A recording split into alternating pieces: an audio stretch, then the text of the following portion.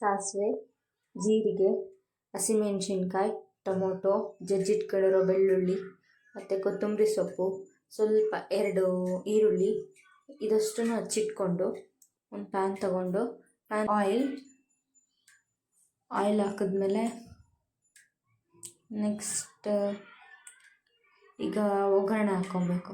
ಎಲ್ಲ ನಾವೇನೇನು ಹಚ್ಕೊಂಡಿದ್ವಲ್ಲ ಅದನ್ನೆಲ್ಲ ಒಗ್ಗರಣೆ ಹಾಕ್ಕೊಂಡು ಹೋಗ್ಬೇಕು. ಚೆನ್ನಾಗಿ ಹಸಿಮೆಣ್ಸಿನ್ಕಾಯಿನೂ ಮತ್ತು ಈರುಳ್ಳಿನೂ ಫ್ರೈ ಆದಮೇಲೆ ಬೆಳ್ಳುಳ್ಳಿನೂ ಟೊಮೊಟೊನೂ ಹಾಕಿ ಚೆನ್ನಾಗಿ ಫ್ರೈ ಮಾಡಬೇಕು.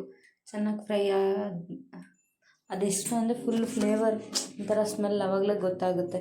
ಆ ಥರ ಫ್ರೈ ಆಗೋವರೆಗೂ ಬಿಟ್ಟು ನೆಕ್ಸ್ಟ್ ರೈಸ್ ಆ್ಯಡ್ ಮಾಡಬೇಕು.